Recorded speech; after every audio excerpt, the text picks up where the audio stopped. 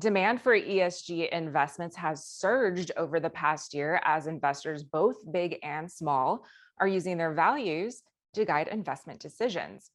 And this year, Investors Business Daily has teamed up with Dow Jones to bring you our list of the best ESG companies of 2021. And here with me to help break down the data is Borja Monforte, who heads up ESG and impact investing research for Dow Jones, parent company of IBD. What ESG trends do you see emerging in the post-pandemic world? So social issues have prevailed and intensified in 2021, largely as a result of COVID, but also linked to social movements such as Black Lives Matter or Me Too. Data suggests that specific social aspects such as labor practices, employee health and safety, or diversity and inclusion remain a top priority for investors and stakeholders, which is pushing companies to update their approach to adapt to this social demand. For example, in terms of diversity and inclusion, there is still significant room for improvement for companies, as according to a research report we published earlier this year, women CEOs of companies included in the S&P 500 index represent 8% of the total, or 4% of the S&P 500 boards are currently chaired by women. A second trend would be data security. In a highly interconnected world, especially with the pandemic, data security is one of the main operational risks companies are facing these days. It is also a reputational risk for companies. A good example of this would be the Colonial Pipeline shutdown back in May as a result of a ransomware cyber attack which compromised the transport of diesel and gasoline during several days. So data security is a social growing concern for all industries and a key topic investors are keeping a close eye on. And there's always this debate or question around ESG of, fund performance versus the actual value or good that it's doing. Are you finding that there are certain ESG attributes that contribute more to that performance than others? The analysis of our ESG data suggests that financial performance of a company or fund is not the result of just one aspect or attribute. It is the combination of multiple factors that affects companies' performance.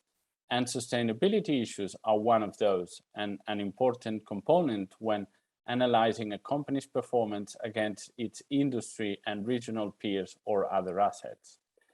Incorporating sustainability aspects into decision-making processes makes sense, especially when thinking of long-term investing.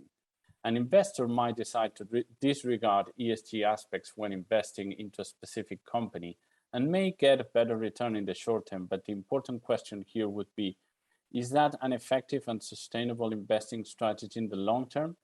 Maybe not, especially because the awareness towards sustainability is dramatically changing these days in the economy and in capital markets, and new regulations affecting investors and companies will only grow over time. So companies that fail to adapt to this change of scenario may have a hard time attracting investors' attention and money in the future. And as we've seen this growth in demand, there's also been this growing attention around reviewing and standardizing data coming from these companies on ESG issues and really, making sure that we're getting what's on the label, so to speak. So what do you think this regulatory interest in ESG means for companies and investors? Yes, part of the complexity and challenges with ESG investing is that it has some degree of subjectivity in the sense that it does not meet the same for every single investor. And as you were saying, the quality and standardization of reported data still has significant room for improvement. So regulation will be a key component for this industry to grow and mature over time. And this is starting to happen already, with SFDR as a good example of it in Europe, or the SEC closely monitoring how asset managers label its funds when talking about ESG.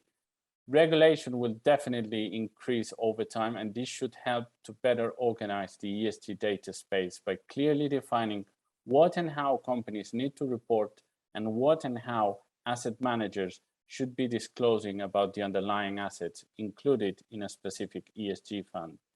So to conclude, more regulation should be helpful by bringing more clarity to both companies and investors. Well, Borja, thank you so much for your time and insights today. Thank you very much, Alexis.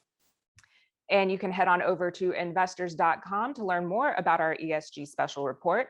For Investors Business Daily, I'm Alexis Garcia.